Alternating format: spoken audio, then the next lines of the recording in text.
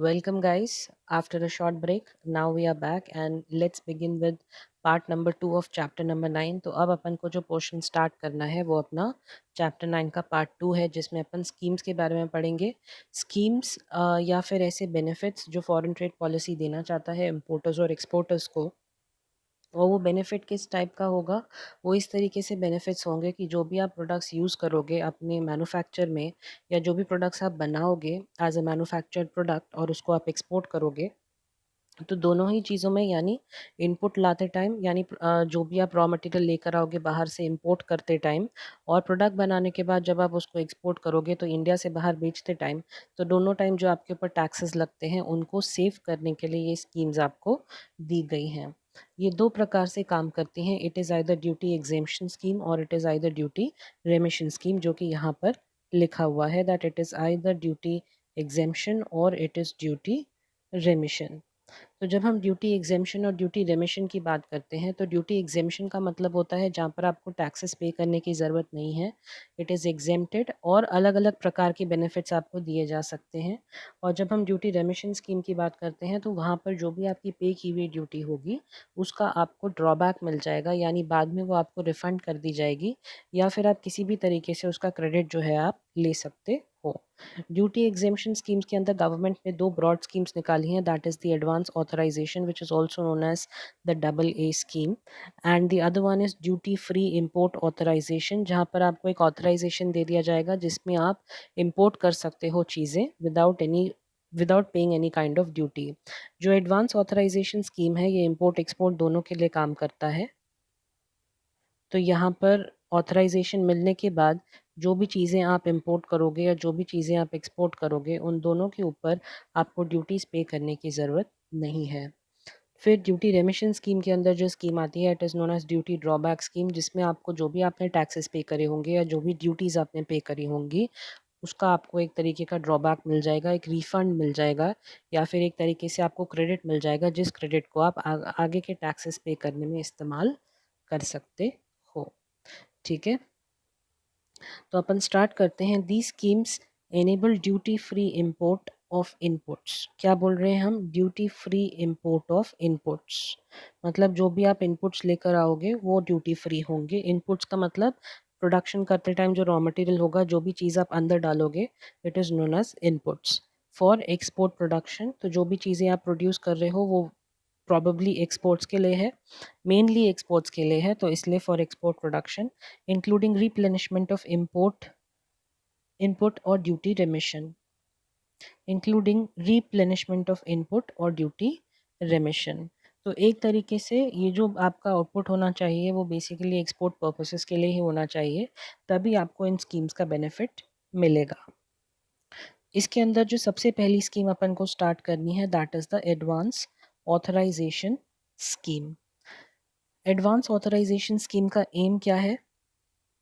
To allow duty free import of input, मतलब duty free import of input, यानी मैं जो रॉ मटेरियल लेके आ रहा हूँ अंदर लाते टाइम उस पर किसी भी प्रकार की ड्यूटी नहीं लगनी चाहिए। It should B duty free which is physically incorporated in the export product, यानी ये जो इनपुट मैं लेकर आ रहा हूँ ये फिजिकली इनकॉर्पोरेट होना चाहिए किसके अंदर? मैं जो चीज़ मैन्युफैक्चर कर रहा हूँ उसके अंदर। मतलब जो मैं चीज़ें बाहर से लेकर आ रहा हूँ as a raw material, it should be a main component of the manufactured goods.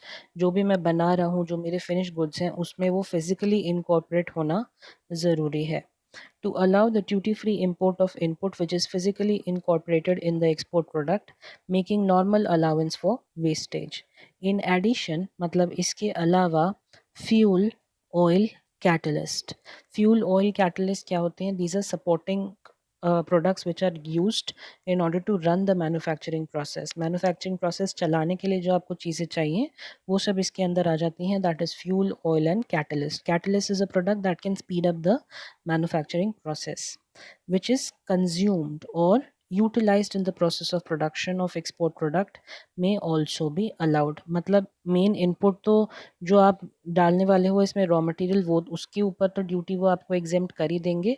इसके अलावा जो सपोर्टिंग प्रोडक्ट्स हैं यानी जो कंज्यूमेबल्स हैं, कंज्यूमेबल्स का मतलब ऐसी चीज़ें जो मैन्युफैक्चरिंग के प्रोसेस में कंज्यूम हो जाती हैं, तो उन चीज़ों को अंदर लाने के लिए भी उसके ऊपर लगने वाले टैक्सेस को भी वो एग्जेम्प्ट कर सकते हैं। फॉर स्पाइसेस यानी स्पेसिफिकली स्पाइसेस की यहाँ पर बात करी है, स्पाइसेस में मसाले, they shall be permitted only for activities like crushing, grinding, sterilisation और मैन्युफैक्चर ऑफ ऑयल्स और ओलियोरेजन्स। मतलब जब आप स्पाइसेस को करोगे इंपोर्ट, तो उसमें क्या परमिट होगा अगर आप इन एक्टिविटीज़ के लिए इंपोर्ट कर रहे हो उनको, like crushing, grinding, sterilisation, manufacture of oils यानी उनसे आप ऑयल्स बना रहे हो या ओलियो रेजन्स बना रहे हो, सिर्फ तभी आपको उनकी ऊपर लगने वाली ड्यूटीज़ का एग्जेम्पशन मिलेगा। Authorisation shall not be available मतलब तब अवेलेबल नहीं होगा authorisation for simply cleaning, grading and repacking etcetera. ये वाली लाइन इंपॉर्टेंट है, स्पाइसेस के केस में आपसे पूछा जा सकता है कि अगर हम उसमें सिर्फ क्लीनिंग, ग्रेडिंग और रीपैकिंग कर रहे हैं तो क्या उसमें ऑथराइजेशन की ज़रूरत ऑथराइजेशन मिलेगा क्या? तो नहीं मिलेगा।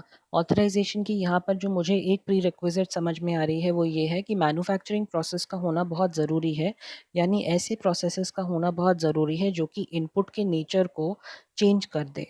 मतलब इनपुट के नेचर को चेंज कर दे मतलब मान लीजिए अगर मैं शूज़ का मेरा एक्सपोर्ट का बिज़नेस है और मुझे इंपोर्ट में इसके लिए रॉ मटेरियल चाहिए, मैं लेदर शूज़ बनाता हूँ, तो लेदर शूज़ बनाने के लिए मुझे चाहिए स्किन या हाइड की ज़रूरत है, एनिमल स्किन या हाइड की मुझे ज़रूरत है। तो वो चीज़ मुझे चाहिए, वो इंडिया में नहीं मिल रही, तो मैं बाहर से वो रॉ मटेरियल लेकर आ रहा हूँ। बाहर से जब वो रॉ मटेरियल मेरे पास आया तब वो रॉ हाइड या स्किन के फॉर्म में था। मैंने उसको प्रोसेस किया, उसकी टैनिंग हुई, चीज़ें बनी, उसके बाद शेप दिया गया, फिर जाके एक जूता उसमें से बना है। तो जो उसका नेचर था यानी it has been converted from basic skin into a leather शू।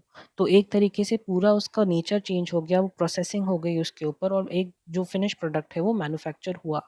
मैंने ये नहीं किया कि मैं बाहर से हाइड और स्किन लेकर आया, उसको थोड़ा-सा क्लीन किया और फिर उसका रोल बनाकर बाहर एक्सपोर्ट कर दिया। एक तरीके से मैंने कोई भी उसके ऊपर प्रोसेसिंग नहीं करी, सिर्फ़ उसको क्लीन कर कर रोल बनाकर बाहर बेच दिया। तो ये अलाउड नहीं होता, एक मैन्युफैक्चरिंग प्रोसेस का होना बहुत ज़रूरी है। इसलिए स्पाइसेस में उन्होंने ये लिखा है कि it shall be permitted only for the activities like crushing. जब आप उसको क्रश कर देते हो तो जो रॉ स्पाइसेस का फॉर्म है वो चेंज हो जाएगा इन पाउडर्ड फॉर्म। ग्राइंडिंग यानी उसको कोर्स ग्राइंड करना, स्टरलाइजेशन यानी उनको स्टरलाइज कर देना अलग-अलग पीसेस में डिवाइड कर कर। फिर होता है मैन्युफैक्चर ऑफ ऑयल्स यानी उनमें से ऑयल्स निकलवा देना। जब आप किसी स्पाइस को ग्राउंड करके उसको बहुत स्क्वीज़ करने की कोशिश करते हो इन मशीन्स, तो उसका जो ऑयल है वो सेपरेट हो जाता है। तो जब आप एक स्पाइस का नेचर चेंज कर कर उसमें से ऑयल एक्सट्रैक्शन कर देते हो, तो वो भी एक मैन्युफैक्चरिंग प्रोसेस कहलाता है। जब आप मैन्युफैक्चरिंग प्रोसेसेस को कैरी आउट करते हो, तब आपको ऑथराइजेशन मिल जाएगी। कहीं ऐसा ना हो कि आप बाहर से स्पाइसेस मंगवा रहे हो, आपने सिर्फ़ उसको क्लीन किया और फिर रीपैक कर कर उसको बेच दिया। तो स्पाइसेस के नेचर में कोई चेंज नहीं आया है, जैसे वो बाहर से आए थे वैसे ही आपने उसको रीपैक करके एक्सपोर्ट कर दिया, तो इन केसेस में ऑथराइजेशन नहीं मिलेगा। ठीक है, क्लियर हुआ? अब हम चलें एलिजिबल एप्लीकेंट के ऊपर, यानी कौन-कौन से लोग ऐसे हैं जो इस स्कीम के लिए एलिजिबल हैं। Advance authorisation can be issued either to a manufacturer exporter, यानी जो मैन्युफैक्चर कर रहा है वो खुद ही एक्सपोर्ट कर रहा है, तो मैन्युफैक्चरर एक्सपोर्टर दोनों ही वो हो गए। और merchant exporter tied to a supporting manufacturer, मतलब वो मैन्युफैक्चरर एक सपोर्टिंग मैन्युफैक्चरर है। फॉर एग्जांपल मेरा एक्सपोर्ट का बिजनेस है।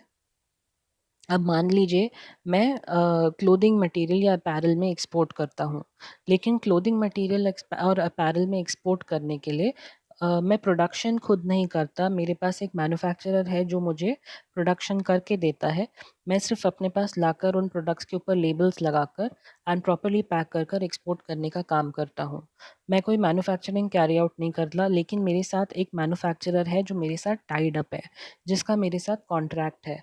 तो वो जो क्या कहलाएगा मेरा एक सपोर्टिंग मैन्युफैक्चरर।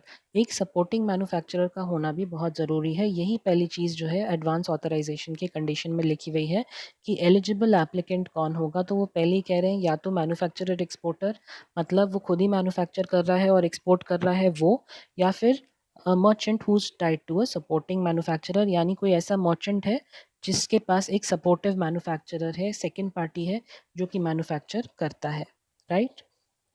फिर आता है advance authorisation for pharmaceutical products. Pharmaceutical products मतलब मेडिसिन्स। तो advance authorisation for pharmaceutical products manufactured through non infringing process. Non infringing process का मतलब क्या होता है? नॉन इन्फ्रिंजिंग प्रोसेस मतलब कि आपने जो फार्मास्यूटिकल बनाया है या आप जो दवाई मैन्युफैक्चर कर रहे हो वो ओरिजिनल फार्मूला होना चाहिए। किसी भी तरीके का पेटेंटेड फार्मूला जो पहले से ही जिसके ऊपर किसी ने पेटेंट ले रखा है उसका कॉपी नहीं होना चाहिए। It should B an original formula. जो वर्ड लिखा हुआ है नॉन इन्फ्रिंजिंग प्रोसेस, तो नॉन इन्फ्रिंजिंग का रूट वर्ड आता है इन्फ्रिंजमेंट।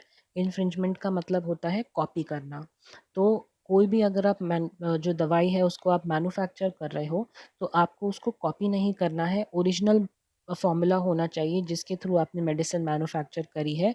अगर आपके पास फार्मास्यूटिकल का ओरिजिनल फार्मूला है यानी दवाई का ओरिजिनल फार्मूला है जिसको आप मैन्युफैक्चर कर रहे हो, तो ऐसे मेडिसिन्स के ऊपर आपको ऑथराइजेशन मिल जाएगा। अगर इन्फ्रिंजिंग प्रोसेस से है यानी किसी और का फार्मूला कॉपी करके आपने मेडिसिन को मैन्युफैक्चर किया है तो आप एलिजिबल एप्लीकेंट नहीं कहलाओगे। तीसरा, authorisation shall be issued for physical export. Physical export होना बहुत ज़रूरी है। Not to SEZ, intermediate supply, supply of goods to the category of supply under deemed exports, supply of stores on board of a foreign vessel और aircraft as per the standard input output norms. तो और किस किस जगह ये applicable होगा? अगर आपने फिजिकल एक्सपोर्ट किया है मतलब एक्चुअली एक्सपोर्ट किया है तो इंटरमीडिएट सप्लाई करी है। इंटरमीडिएट सप्लाई का मतलब होता है कि आपने बीच में सप्लाई करी और फिर उसके बाद उसने आगे उसको एक्सपोर्ट किया, तो उन केसेस में भी आपको ऑथराइजेशन मिल सकता है क्योंकि उन केसेस में आप किसी के लिए एक सपोर्टिव मैन्युफैक्चरर कहलाओगे। तो physical export, intermediate supply, supply of goods to a category of supply under deemed exports. अगर वो डीम्ड एक्सपोर्ट्स के अंदर आते हैं, मतलब डीम्ड एक्सपोर्ट्स का मतलब होता है जो एक्चुअल में एक्सपोर्ट नहीं होते लेकिन उनको माना जाता है कि ये एक्सपोर्ट्स हैं, तो डीम्ड एक्सपोर्ट के केसेस में भी आपको ऑथराइजेशन मिल सकती है। And supply of stores on board of a foreign vessel और an aircraft as per the standard input output norms. या फिर अगर आपने एज अ स्टोर्स कहीं पर सप्लाई करे हैं ऑन अ फॉरेन वेसल और एन एयरक्राफ्ट। फॉरेन वेसल और एन एयरक्राफ्ट का मतलब क्या होता है? आपने देखा होगा जो शिप्स होते हैं वो जो शिपिंग डॉक्स होते हैं वहाँ कुछ शिप्स वहाँ तक नहीं आते, सी में ही काफ़ी दूर तक रुकते हैं, फिर छोटी-छोटी बोट से जो होता है लोगों को उस शिप से कोस्ट तक लेकर आते हैं। कुछ केसेस में ऐसा ज़रूर होता है। तो ऐसे शिप्स जो होते हैं, जो इंडिया के नहीं हैं, बाहर से आए हुए हैं, यहाँ पर टेम्पररी कुछ टाइम के लिए डॉक किए गए हैं और फिर यहाँ से वो बाहर चले जाएँगे। जब आप इन शिप्स के ऊपर स्टोर सप्लाई करते हो, स्टोर सप्लाई मतलब रेगुलरली यूज़ होने वाला जो सामान होता है, जैसे आप घर में रह रहे हो तो घर में यूज़ करने के लिए रेगुलरली आप काफ़ी सामान का इस्तेमाल करते हो। मेडिकल चीज़ें हो गई, खाना हो गया या कुछ हो गया, तो इन सब चीज़ों को स्टोर्स कहा जाता है। अगर ऐसे ही स्टोर्स आप किसी फॉरेन वेसल या एयरक्राफ्ट में सप्लाई कर रहे हो तो उसके लिए भी आपको ऑथराइजेशन मिल जाएगा, उसको भी एज एन एक्सपोर्ट माना जाएगा। क्यों एक्सपोर्ट माना जाएगा? क्योंकि जो वेसल और एयरक्राफ्ट है जिस पे आप ये स्टोर्स को सप्लाई कर रहे हो वो एक फॉरेन वेसल है, यानी उसको एक फॉरेन टेरिटरी माना जाएगा। ठीक है, तो एलिजिबल एप्लीकेंट के अंदर कौन कौन आ गया? सबसे पहला तो या तो खुद मैन्युफैक्चरर एक्सपोर्टर हो वो, या फिर मर्चेंट एक्सपोर्टर है और उसके साथ कोई सपोर्टिंग मैन्युफैक्चरर है वो। फिर फार्मास्यूटिकल प्रोडक्ट्स के लिए शर्त यह है कि आपके पास कोई भी इन्फ्रिंजिंग वो नहीं होना चाहिए, नॉन इन्फ्रिंजमेंट का प्रोडक्ट होना चाहिए, किसी का भी पेटेंट आपका कॉपी करना नहीं होना चाहिए। तीसरे में हमने ये पढ़ा कि फ़िज़िकल एक्सपोर्ट का होना ज़रूरी है। फिर हमने ये पढ़ा कि डीम्ड एक्सपोर्ट भी किया जा सकता है, इंटरमीडिएट सप्लाई भी एलिजिबल है, और अगर आप एज अ स्टोर सप्लाई कर रहे हो किसी भी फॉरेन शिप या एयरक्राफ्ट को तब आपको एडवांस ऑथराइजेशन आप मिल सकता है, यानी आप एलिजिबल एप्लीकेंट की कैटेगरी में आ जाओगे। ठीक है, अब चलें आगे।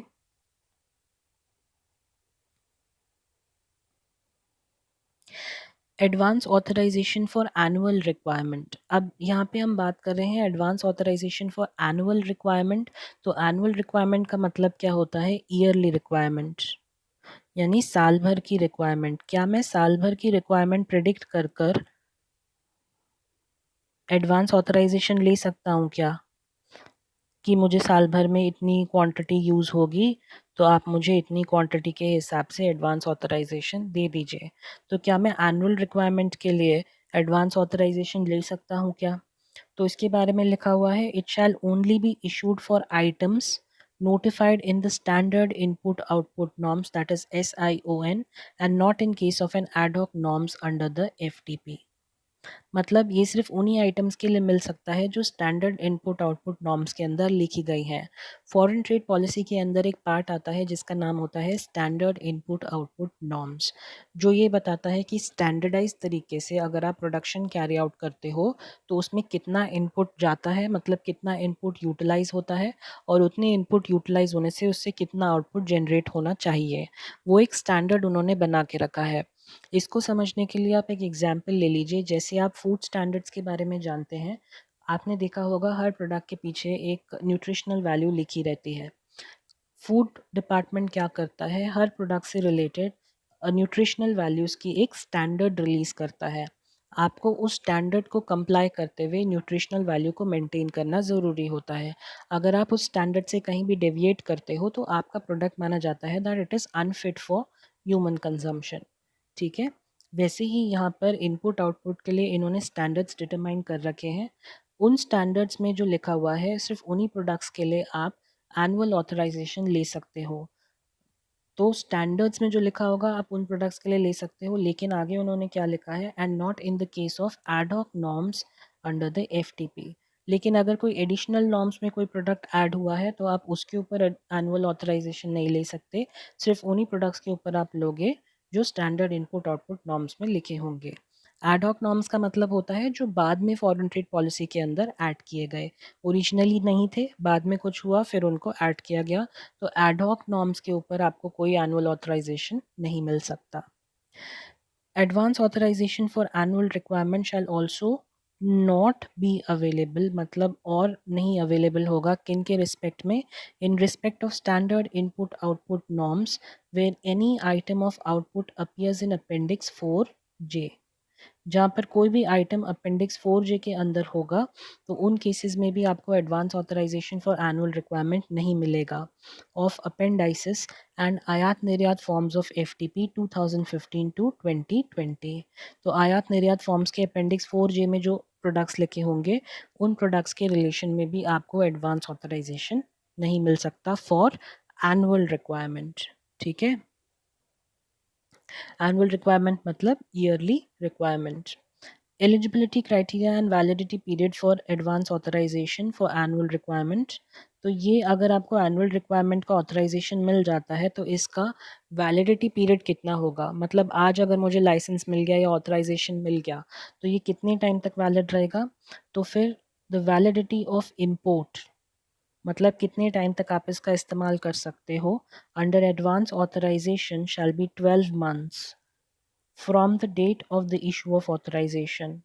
मतलब इंपोर्ट्स के लिए ये कब तक के लिए वैलिड होगा, 12 महीने के लिए। जिस दिन मुझे ऑथराइजेशन मिला उस दिन से 12 महीने के लिए मेरे इंपोर्ट्स के ऊपर ऑथराइजेशन वैलिड रहेगा, यानी मुझे कोई भी टैक्सेस पे करने की ज़रूरत नहीं होगी। For deemed export it shall be as per the contracted duration of the project और 12 months whichever is more. और एक्सपोर्ट्स के केसेस में क्या होगा, it will be as per the contracted duration of the project, मतलब जब तक का आपके पास कॉन्ट्रैक्ट होगा कि आपको इतने इतने टाइम पीरियड तक एक्सपोर्ट्स करने हैं, या फिर 12 महीने, जो भी इन दोनों में से ज़्यादा होगा उस टाइम तक के लिए आपका ऑथराइजेशन वैलिड रहेगा। तो वैलिडिटी पीरियड इंपॉर्टेंट है, आपको पता होना चाहिए कि 12 महीने तक ये वैलिडिटी पीरियड रहता है। The exporter shall have past performance export performance in at least 2 financial years. तो एक्सपोर्टर के पास कम से कम पिछले 2 फाइनेंशियल ईयर्स में एक्सपोर्ट परफॉर्मेंस होना ज़रूरी है, तभी आप एलिजिबल होगे एडवांस ऑथराइजेशन के लिए। अगर आपके पास पिछले 2 सालों में एक्सपोर्ट परफॉर्मेंस नहीं है तो आप एलिजिबिलिटी क्राइटेरिया में नहीं फिट बैठते। तो क्या है criteria? The exporter shall have past export performance in at least 2 financial years. Entitlement in terms of CIF value of import shall be 300% of the FOB value of physical export in the preceding financial year, or rupees 1 crore, whichever is higher. तो entitlement जो आपको मिलेगा वो कितने कितने percentage होगा? मतलब CIF value of import shall be up to 300% of the FOB value of physical export। मतलब अगर मेरी एफओबी वैल्यू, मैंने आपको सीआईएफ और एफओबी के बारे में बेसिक्स में समझाया था कि एफओबी का मतलब होता है फ्री ऑन बोर्ड, जब आप गुड्स को शिप पे लाकर छोड़ देते हो उस टाइम तक की वैल्यू। और सीआईएफ का मतलब होता है कॉस्ट इंश्योरेंस एंड फ्रेट, जिसमें गुड्स की डेस्टिनेशन तक पहुंचने तक की वैल्यू इंक्लूड हो जाती है कॉस्ट के अंदर। ठीक है, तो ये होती है सीआईएफ और एफओबी वैल्यू। इंपोर्ट्स में हम नॉर्मली सीआईएफ ही देखते हैं क्योंकि इंडियन टेरिटरी तक पहुंचने तक की वैल्यू देखी जाती है, और एक्सपोर्ट्स में हम बेसिकली एफओबी ही देखते हैं। क्यों? क्योंकि इंडियन टेरिटरी से बाहर जाने तक की वैल्यू जो है वो होनी चाहिए।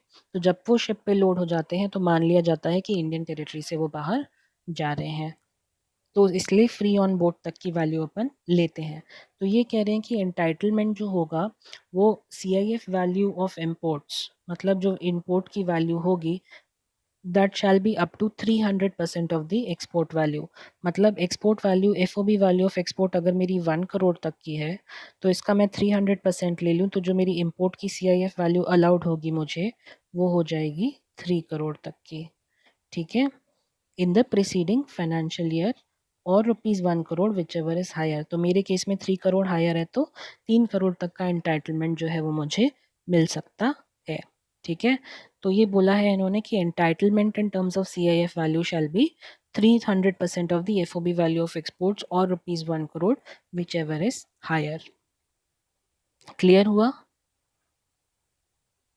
इसको आपको बार बार रीड करना पड़ेगा, थोड़ी सी कॉम्प्लेक्स स्कीम है, आपको इसको बार बार रीड करना पड़ेगा, तब जाकर ये आपके माइंड में कहीं बैठ पाएगी। ठीक है, अब हम चलिए नेक्स्ट टॉपिक के ऊपर, that is the value addition. आप जब वैल्यू एडिशन की बातें करते हो तो वैल्यू एडिशन से आप क्या समझते हो? वैल्यू एडिशन का मतलब क्या होता है कि आपने किसी चीज़ के ऊपर अगर काम किया है तो उसमें वैल्यू एडिशन क्या हुआ, आपने ऐसा क्या किया जो उसकी वैल्यू पहले थी अब उससे वो बेहतर हो गई है। तो आपने ऐसी क्या चीज़ करी है उसके ऊपर, जो भी आपने चीज़ करी होगी जिससे उसकी वैल्यू बढ़ी है उसे कहा जाता है वैल्यू एडिशन। फॉर एग्ज़ाम्पल अगर मैं नॉर्मल सिनेरियो की बात करूँ, मैंने 10 रुपये पर केजी के हिसाब से मान लो मैंने गेहूँ खरीदा। ठीक है, मैंने गेहूँ खरीदा, गेहूँ खरीद के उसको पीस के आटा बनाया। आटा बनाने के बाद मैंने उसके साथ बेकिंग करी और उसको एक ब्रेड में कन्वर्ट कर दिया। अब मैं उस ब्रेड को 20 रुपीज़ पैकेट के हिसाब से बेच रहा हूँ। ठीक है, 20 rupees packet of 1 kg, 1 kg wheat से मैंने 1 kg ब्रेड बनाई और उसका एक पैकेट बना के 20 रुपीज़ में बेच दिया। तो मैंने जो इनपुट खरीदा था वो मुझे पड़ा 10 रुपये का। राइट, इनपुट में मैंने क्या खरीदा था? वीट। तो जो मैंने वीट खरीदा दैट वाज रुपीज़ 10। ठीक है, इसके ऊपर मैंने प्रोसेसिंग करी, मतलब मैंने मशीन का यूज़ किया, इलेक्ट्रिसिटी इस्तेमाल हुई, लेबर का इस्तेमाल हुआ, जो भी हुआ इसको इसको मैंने मैन्युफैक्चर किया, तो इसके ऊपर जो कॉस्ट लग गए वो लग गए रुपीज़ 5। ठीक है, मैंने अपना प्रॉफिट भी इसके ऊपर ऐड कर दिया, रुपीज़ 5। अब इसको मैं बेच रहा हूँ, सेलिंग प्राइस जो मेरी आ जाएगी वो आ जाएगी रुपीज़ 20। तो यहाँ पर वैल्यू एडिशन कितना हुआ स्टार्टिंग से लेके अब तक? पहला खर्चा जो मैंने किया था वो था वीट के ऊपर, जिसके ऊपर मैंने 10 रुपये दिए। ठीक है, तो 10 रुपये मैंने इसके ऊपर दिए, तो मेरी इनपुट की वैल्यू कितनी हो गई यहाँ पर, जो अपन बोल रहे हैं CIF वैल्यू ऑफ इनपुट्स, तो ये मेरी हो गई 10 रुपये। फिर FOB वैल्यू ऑफ एक्सपोर्ट्स, यानी किस वैल्यू पे मैंने इसको बेचा है, तो 20 रुपीज़ पे मैंने इसको बेचा है। ठीक है, again divided by the CIF value of inputs into 100। तो कितने परसेंटेज इसमें वैल्यू एडिशन हुआ है, तो 20 - 10/10 यानी 10/10 इंटू 100% वैल्यू एडिशन हुआ है, क्योंकि मैंने जो मेरी कॉस्ट थी वो 10 की थी, अब उसको बढ़ाकर मैंने 20 पे बेचा है, उसमें कोई वैल्यू एडिशन मैंने किया है, तो ऑलमोस्ट क्या पूरी डबल ही हो गई है वो। तो एक तरीके से मैंने 100% उसके अंदर वैल्यू एडिशन करके उसको बेचा। इसी तरीके से मान लीजिए यहाँ पर कोई प्रॉफिट एडिशन मैं अगर करता और यहाँ पर कॉस्ट जो मेरा होता वो ₹2.5 होता और प्रॉफिट एडिशन भी मैं ₹2.5 करता, तो टोटल मेरा बनता ये ₹15 का, राइट। अब यहाँ पर इनपुट तो मेरे 10 के हो गए, एफओबी वैल्यू जो मेरी हो जाएगी वो आ जाएगी 15 और यहाँ पर वो डिवाइडेड बाय 10, क्योंकि वो मेरा CIF वैल्यू ऑफ इम्पोर्ट्स है। और तो यहाँ पे वैल्यू एडिशन कितना हुआ है, एक्चुअली में कितना बढ़ गया, बाय ₹5 बढ़ा है, तो 5/10 इंटू 100, तो ये हो जाएगा 50%। तो इस केस में 50% वैल्यू एडिशन हुआ है। तो वैसे ही एक्सपोर्ट के केस में भी आपको वैल्यू एडिशन देखना पड़ेगा कि जब आप इनपुट लेकर आए थे तो कितने में लेकर आए, फिर जब आपने उसमें प्रोसेसिंग करी और उसको बेचा तो कितने में बेचा। तो वैल्यू एडिशन का फॉर्मूला क्या होगा, FOB value of exports which will always be higher than the input value, क्योंकि जितने रुपए में आप सामान लेकर आ रहे हो बाहर से, इनपुट्स को आप लेकर आ रहे हो, फिर उसके ऊपर आप प्रोसेसिंग करोगे तो ऑब्वियसली उससे हायर अमाउंट में ही आप आगे उसको बेचोगे। तो एक तरीके से जो आपकी एक्सपोर्ट वैल्यू होगी वो हमेशा इंपोर्ट वैल्यू से ज़्यादा होगी। तो इसलिए एफओबी वैल्यू ऑफ एक्सपोर्ट्स, मैंने आपको कहा था एक्सपोर्ट्स में अपन एफओबी ही देखते हैं, minus CIF value of inputs, यानी कितने रुपए में आप उसको अंदर लेकर आए थे, divided by CIF value of inputs into 100। तो बेसिकली आपने कितने परसेंटेज का इसमें वैल्यू एडिशन किया, ये भी एडवांस ऑथराइजेशन स्कीम में देखा जाता है, क्योंकि इसमें मिनिमम वैल्यू एडिशन का क्राइटेरिया है कि आपको कम से कम इनपुट्स के ऊपर इतना वैल्यू एडिशन करना बहुत ज़रूरी है। Minimum value addition, minimum value addition required to be achieve under advance authorisation is 15%। मतलब कम से कम आपको 15% का वैल्यू एडिशन इसके अंदर करके दिखाना ज़रूरी है। Export products where value addition could be less than 15% are given in the आयात निर्यात फॉर्म्स। ऐसे प्रोडक्ट्स जिनके अंदर 15% से कम का वैल्यू एडिशन अलाउड है, ऐसे प्रोडक्ट्स के बारे में आयात निर्यात फॉर्म्स के अंदर लिखा हुआ है। In case of tea, minimum value addition shall be 50%। चाय के केस में मिनिमम वैल्यू एडिशन 50% दिया है उन्होंने। And for gems and jewellery minimum value addition shall be mention in para 4.61 of the handbook of procedures. Handbook of procedures इनकी FTP ने ही determine करी है, जिसमें सारे के सारे प्रोसीजर्स लिखे हुए हैं कि कौन सी चीज़ को कैसे प्रोसीड करना है, वो हैंडबुक ऑफ प्रोसीजर्स के अंदर लिखा हुआ है। तो उसी हैंडबुक ऑफ प्रोसीजर्स के पैरा नंबर 4.61 के अंदर एक शेड्यूल दिया हुआ है जिसमें जेम्स और ज्वेलरी की मैक्सिमम वैल्यू एडिशन के बारे में बात करी गई है। तो जैसा उस अपेंडिक्स में लिखा है वैसा ही आपको मैक्सिमम वैल्यू एडिशन के बारे में यहाँ पर फॉलो करना है।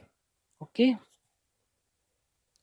Details of duty exempted. अब कौन कौन सी ड्यूटीज़ ऐसी हैं जो एग्जेम्प्टेड होंगी, तो exemptions from the payment of basic custom duty, जो बेसिक कस्टम ड्यूटी है वो आपकी एग्जेम्प्ट होगी। It is ideally at the rate of 12%। फिर एडिशनल कस्टम ड्यूटी, अगर उसके ऊपर कोई और एडिशनल ड्यूटीज़ लग रही हैं तो which is ideally up to 2%। Education cess which is 4% of the value. Anti dumping duty जो कि 1% के हिसाब से लगती है। एंटी डंपिंग ड्यूटी क्या होती है, एंटी डंपिंग ड्यूटी बेसिकली उन इंपोर्ट्स के ऊपर लगाई जाती है जो चाइना से आते हैं। इसका जो नाम है anti dumping duty, anti dumping, आपको पता ही है कि जो चाइनीज़ प्रोडक्ट्स हैं वो एक तरीके से अपने इंडियन मार्केट्स को बहुत फ्लड करते हैं, right. Our Indian market is flooded with Chinese products, और चाइना का यही एक स्टैंडर्ड ऑपरेटिंग प्रोसीजर होता है कि वो सारे के सारे प्रोडक्ट्स को एक तरीके से डंप करते जाते हैं। डंप करने का मतलब क्या होता है, जब आप एक्सेप्शनली ह्यूज क्वांटिटीज़ में प्रोडक्ट्स बेचने लगो तो उसे डंपिंग कहा जाता है। एक तरीके से आप अपने प्रोडक्ट्स को इंडिया में डंप कर रहे हो, आपके प्रोडक्ट्स ताकि चीप ना रहें और उनके ऊपर और टैक्सेस लगाए जाएं ताकि वो प्रोडक्ट्स महंगे हो जाए और लोग ना खरीद पाए, इसलिए उसको कहा जाता है एंटी डंपिंग ड्यूटी। सिंस आपके प्रोडक्ट्स थोड़े महंगे होंगे क्योंकि उनके ऊपर एक एंटी डंपिंग ड्यूटी लगी हुई है, एक्स्ट्रा ड्यूटी लगी हुई है, तो उनकी वैल्यू ज़्यादा हो जाएगी और लोग ज़्यादा खरीदेंगे नहीं, तो स्टॉक बचा रहेगा, और जब स्टॉक बचा रहेगा तो जो भी सेलर्स हैं वो आपसे माल खरीदेंगे नहीं, तो एक तरीके से आप अपने प्रोडक्ट्स को इंडिया में डंप नहीं कर पाओगे, उसे कहा जाता है एंटी डंपिंग ड्यूटी। तो anti dumping duty and safe guard duty and transition product specific safe guard duty, तो ये सारी टैक्सेस हैं जो आपके बचाए जा सकते हैं under advance authorisation. Inputs used for certain categories of deemed export goods shall not be eligible for exemption. कुछ कैटेगरीज इनपुट्स की ऐसी हैं जो डीम्ड एक्सपोर्ट्स में इस्तेमाल होते हैं, उन कैटेगरीज के ऊपर ऑथराइजेशन अवेलेबल नहीं होगा. Admissibility of drawback as per the rate determined and fixed by the Central Excise Authority shall be available for duty paid imported or indigenous inputs not specified in the norms used in the export product. तो किस तरीके से admissibility होगी drawback की as decided by the Central Excise Authority. जैसा central excise authority fix करेगी उसी हिसाब से आपको टैक्सेस को लेकर अपना कॉल लेना पड़ेगा.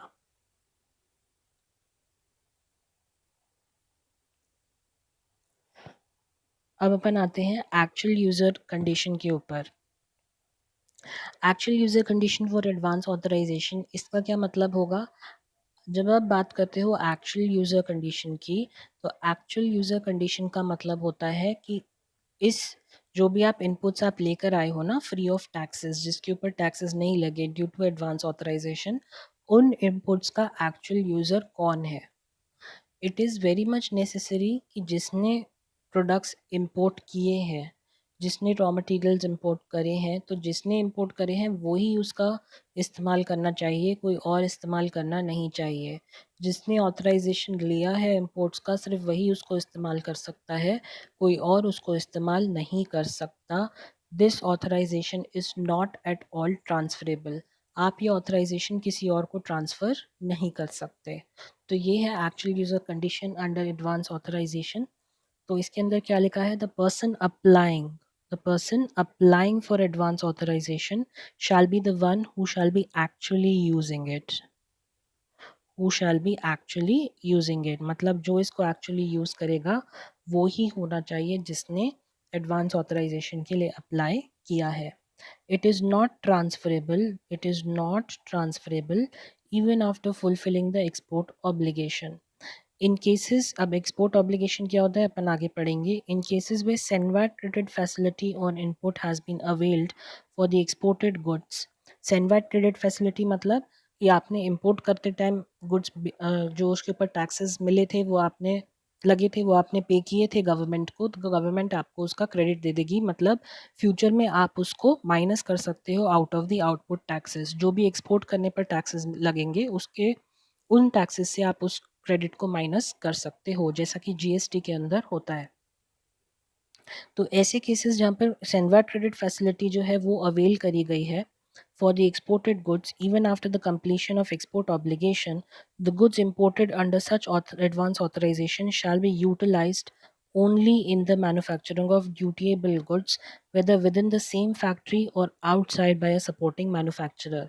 मतलब वो ये कह रहे हैं कि एक्सपोर्ट ऑब्लिगेशन भले ही आपने फुलफिल कर दी हो. एक्सपोर्ट ऑब्लिगेशन का मतलब क्या होता है?